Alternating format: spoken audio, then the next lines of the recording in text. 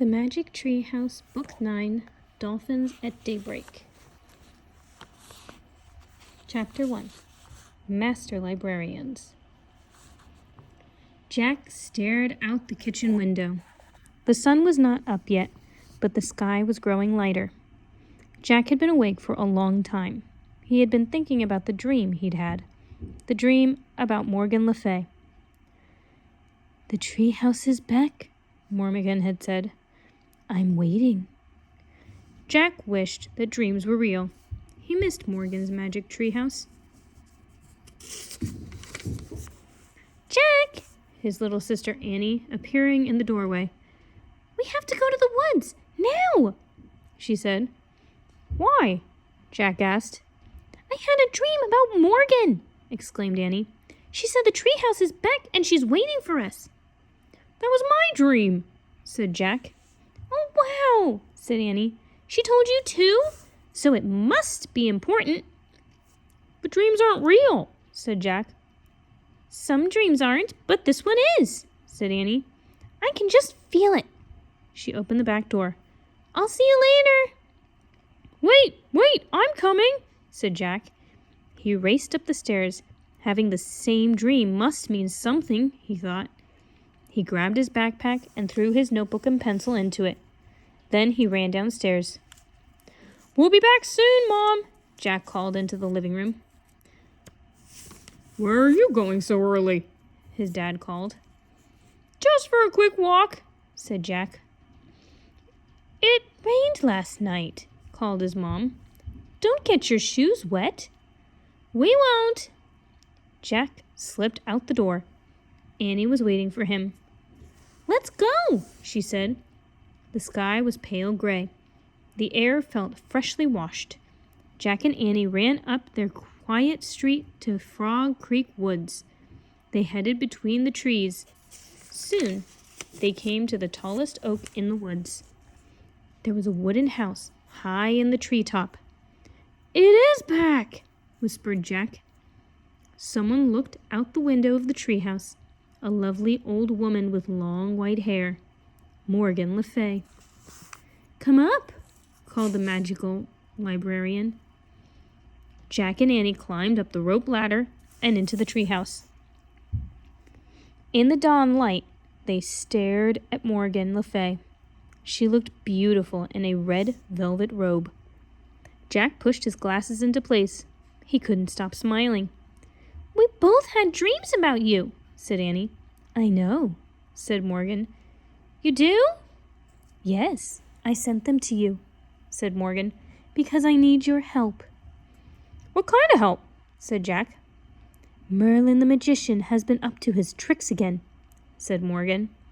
"So I haven't had any time to collect books for Camelot's library." "Can we collect them for you?" asked Annie. "Yes, but in order to gather books through time, you must be master librarians," said Morgan. "Oh, well," Annie said sadly. "But you can become master librarians," said Morgan, "if you pass the test." "Really?" said Annie. "What kind of test?" Jack asked.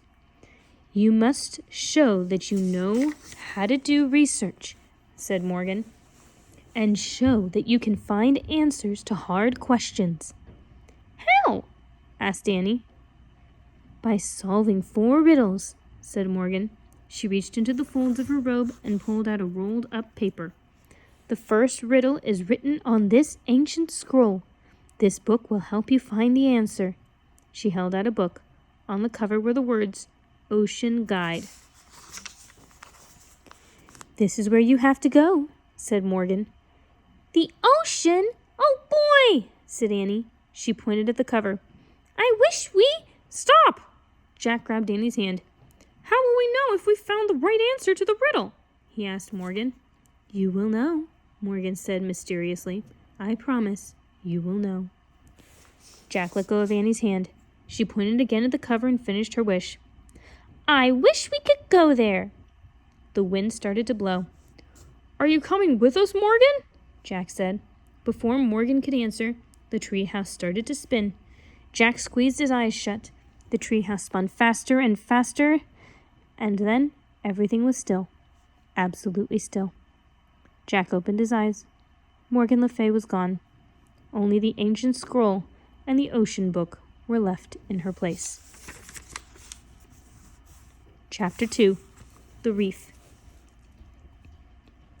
A breeze blew through the window. Seagulls cried. Waves lapped the shore. Annie picked up the riddle scroll. She unrolled it. Together she and Jack read the riddle. Rough and gray as rock, I'm plain as plain can be. But hidden deep inside, there's great beauty in me. What am I? Let's find the answer, said Annie. She and Jack looked out the window. The treehouse wasn't in a tree. It was on the ground.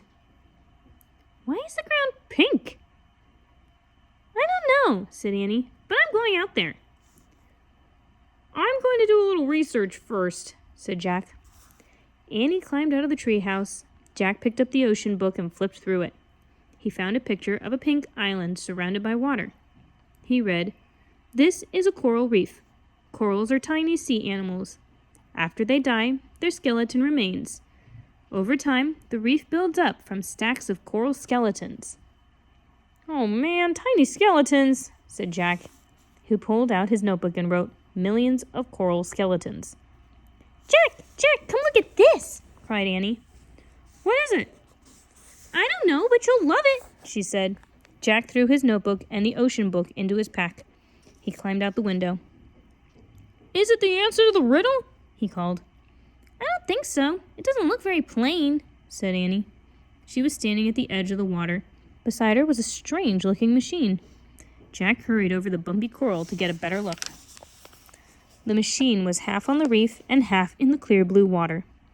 It looked like a huge white bubble with a big window.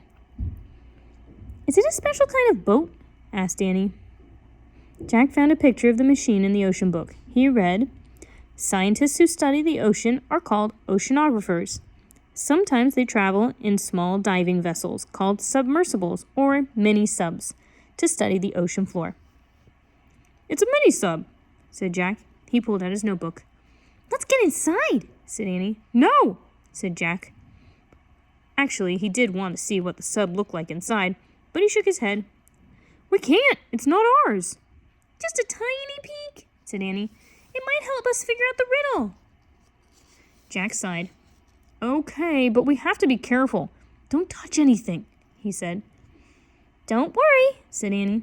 "And take your shoes off so they won't get wet," said Jack.